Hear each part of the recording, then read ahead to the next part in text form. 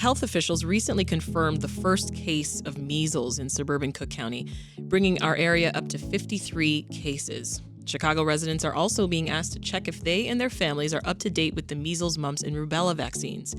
So are you up to date with your vaccines? And how can you check your records if, for instance, you don't have access to them? Here with some answers about measles and vaccinations is Dr. David Nguyen, pediatrics and infectious disease specialist at Rush University Medical Group. Welcome to the program, Doctor. Hi, thanks for having me, Sasha. As I mentioned, we are up to 53 cases of measles in our area, Doctor. Does 53 cases worry you at all? It worries me in the sense that it increases the chance that people who are susceptible, people who are not vaccinated, might have more opportunities to be exposed to measles and get the disease. But anybody who has received the vaccine, which is probably the majority of people in the area, overwhelming majority of the people in the area, probably don't need to worry about getting the disease in that case. As you talk about getting the disease, can you describe for us how does measles spread? So measles is one of the most contagious diseases out there. 90% of people who are susceptible and exposed will get the virus and probably have the disease. So it can be spread in the air. It can linger up into air spaces up to 2 hours, maybe even a little bit longer. And uh, people don't actually know that they will have the disease for another week or maybe even 2 weeks until after exposure. So and then the first few days of symptoms are usually nonspecific: fever, cough, runny nose. You might think you just have a cold, but in that time, you are contagious, and then the characteristic measles rash shows up about 4 days in, and by that time you've spread the virus around a Right, little bit. without Yeah. knowing. hmm So let's talk about how this outbreak started, Doctor. Cases have been traced to a migrant shelter in Pilsen. Chicago Department of Public Health Commissioner Dr. Olusimbo Ige said, quote, "New arrivals didn't bring measles to Chicago. It was circulating here, and they are vulnerable to it because many come from countries where they didn't receive the vaccinations that we do in the United States." End quote. So I want you to talk about that point a little bit more, Dr. Nguyen, It's a because very, it's a very, yeah, it's a very important point. yes, You know, even before the shelter cases were reported, there were cases in Chicago even earlier this year, or in the county at least, of measles in people who were not in these areas. And like I said, the incubation period of measles is 1 to 2 weeks, and many of them have been here much longer than that. So they did not bring measles at all.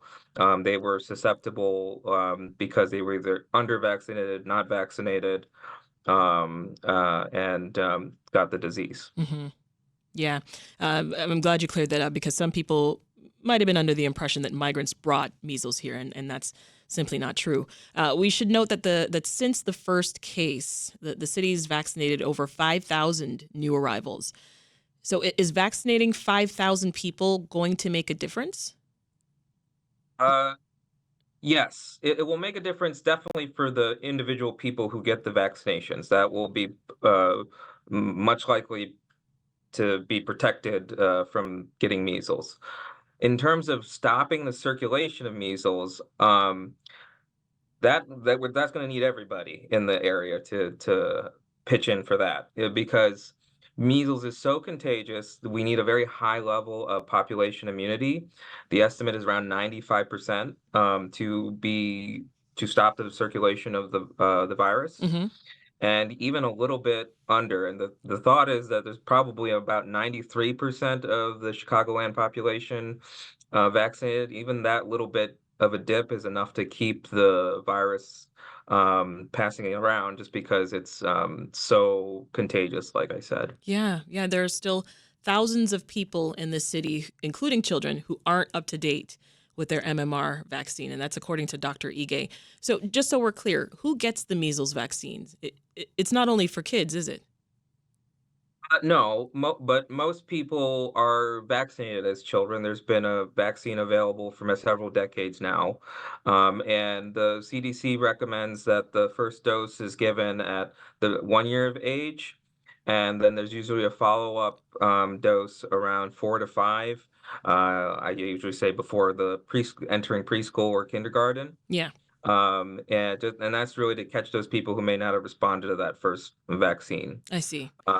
It can be given a little bit earlier, to as young as 6 months, and we usually say that those are recommended for anybody traveling with children that are that young, 6 to 12 months, to an area that where measles might be in an outbreak or circulating a lot, which is much of the world, including Europe, because Yeah. of measles vaccination rates are not that great in Europe. So So a second dose is necessary, it sounds like, because it city is officials recommended, did. yes. Yeah, city Yeah, officials are recommending folks at the shelter yeah. get a second one 28 days after the first shot. That's the minimum time between the vaccines, but obviously it's okay if you get it a little bit after, as long as you get the two.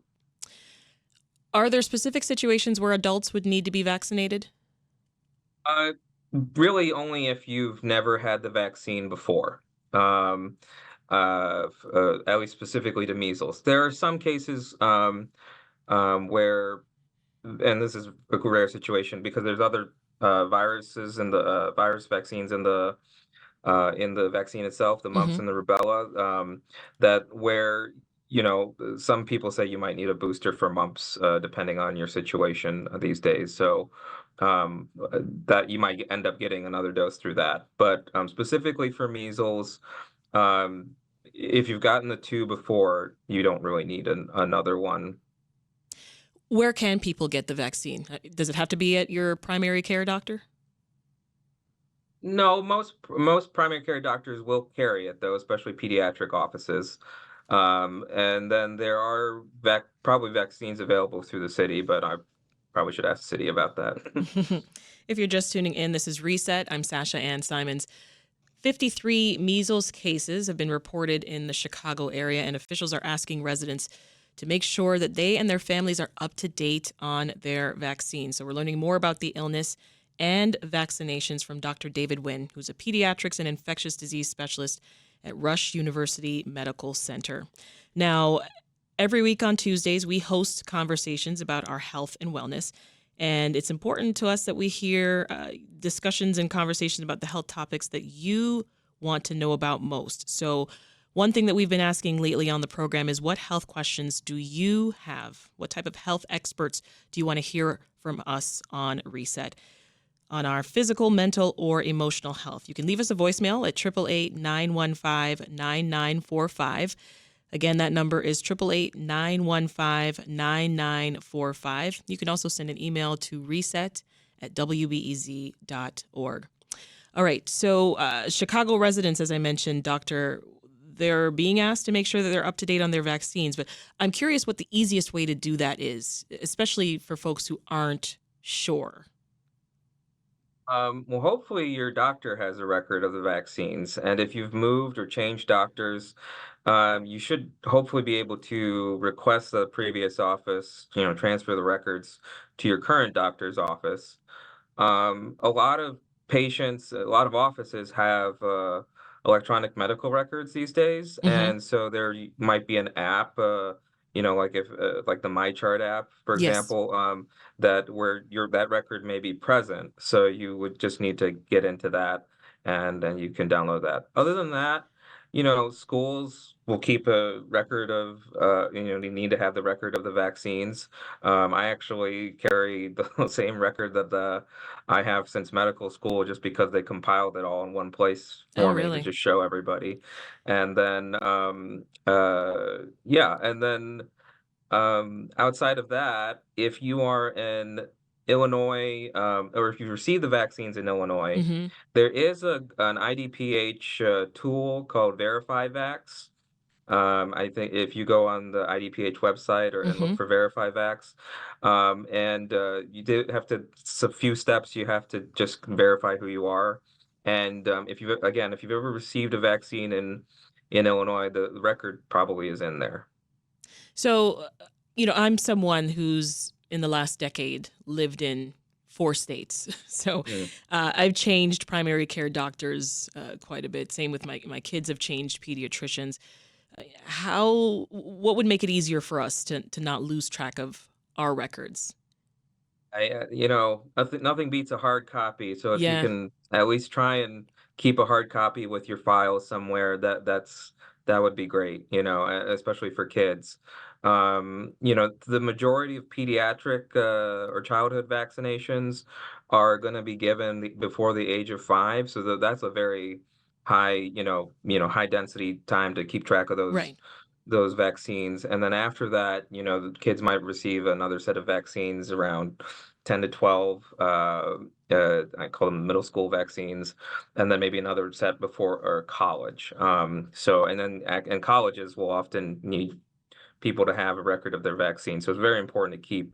Yeah, I think nothing beats a hard copy, but you have those electronic backups now these days to right. hopefully keep track of For things. sure. Yeah, I always would try to get some sort of printout before I left that particular state.